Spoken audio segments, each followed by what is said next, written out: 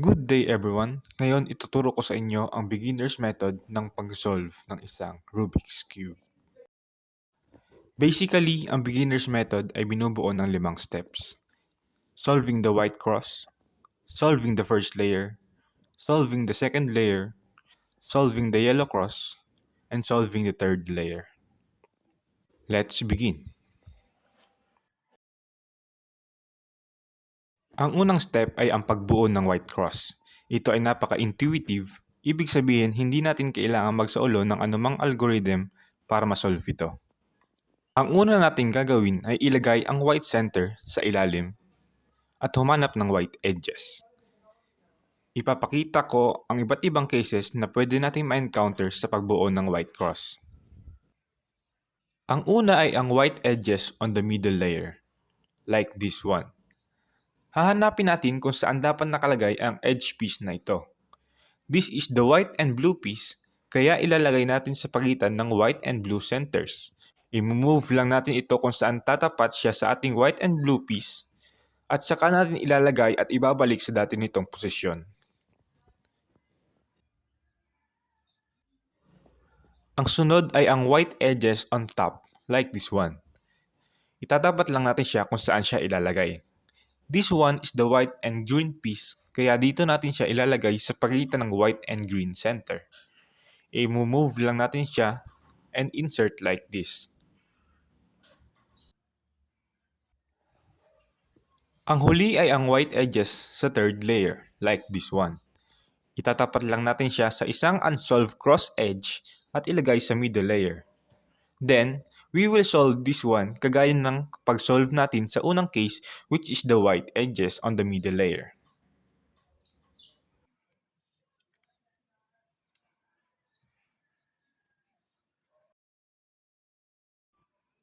Bago tayo magpatuloy, ituturo ko muna sa inyo ang sexy move na binubuo ng 4 moves.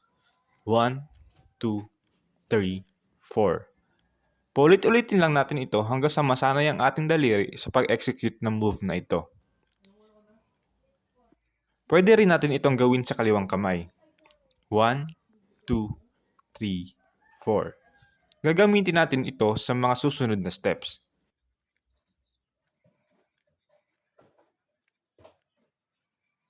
Kapag ginawa nyo ito sa isang solve cube ng 6 na beses, ay babalik ito sa dati at magiging solve pa rin ito.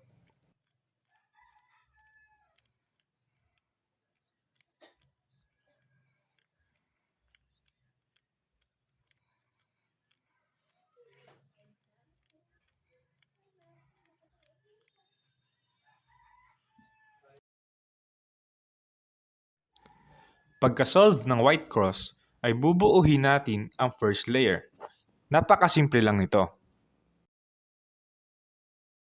Una, maghahanap muna tayo ng white corner sa taas like this one. Itatapat lang natin siya sa kung saan siya dapat ilagay. Ito ang white, red, green corner. Kaya itatapat natin siya sa pagitan ng red and green center. Then, do the sexy move either kaliwa or kanan until it is solved. Just repeat this process until you solve the first layer. In case na wala kayong makitang white corner sa taas, ito ay nasa baba. Ilalagay lang natin siya sa taas gamit pa rin ang sexy move saka natin isolve.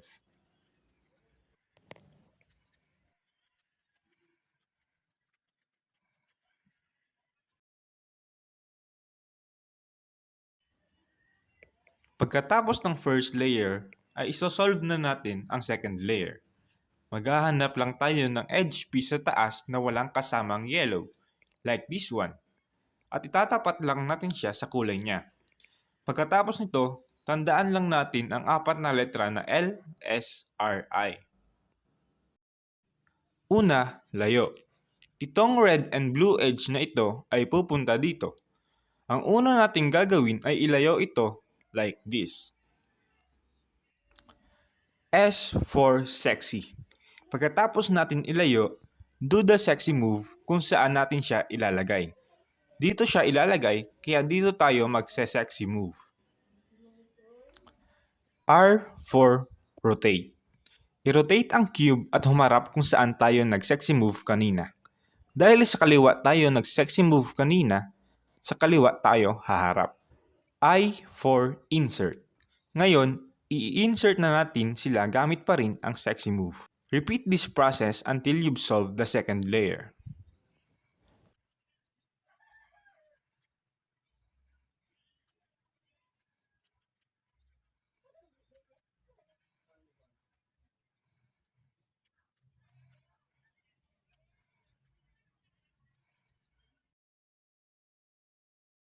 The fourth step is solving the yellow cross.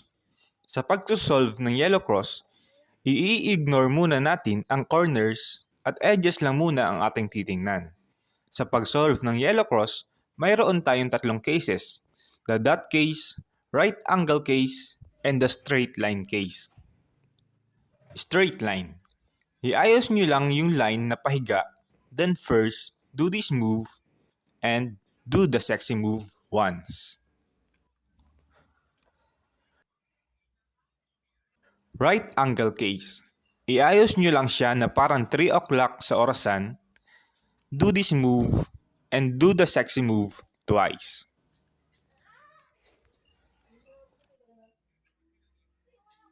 Sa dot case naman, gagawin nyo lang yung move para sa straight line, which is this, and that will lead you to the right angle case, then solve it.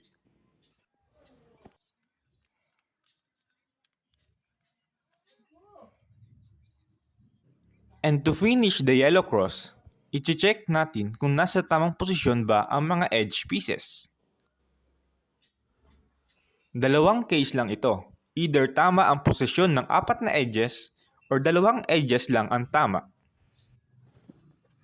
Kapag dalawang edges na magkasunod lang ang tama, kagaya nito, iayos ito upang makabuo ng 3 o'clock sa orasan. Gawin lang ang algorithm na ito.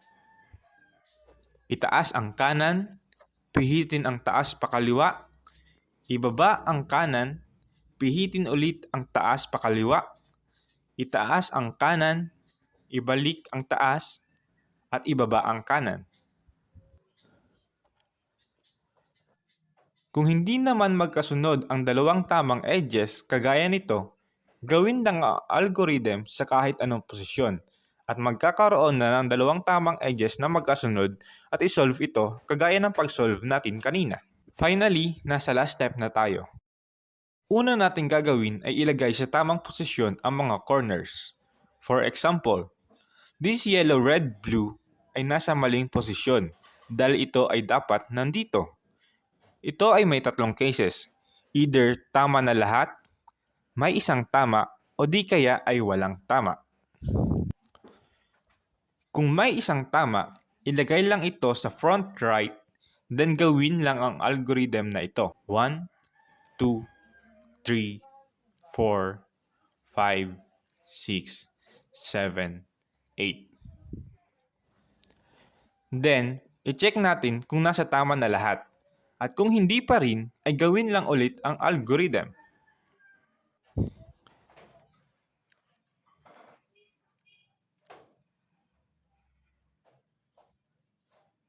Kung wala namang tama, ay gawin ang algorithm kahit saan upang magkaroon ng isang tama.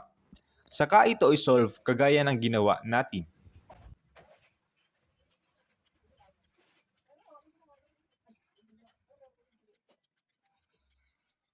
Pagkatapos natin mailagay sa tamang posisyon ang mga yellow corners, ay i-orient na natin sila ng tama upang mabuo na ang Rubik's Cube. Una, ilagay lang ang white face sa taas. Pagkatapos, isosolve natin ang every corner using the sexy move again. For example, this one. Gawin ang sexy move hanggang mabuo ito. Pagkatapos, ibang corner naman. Gawin ito hanggang sa mabuo lahat ng corners at mabuo ang cube.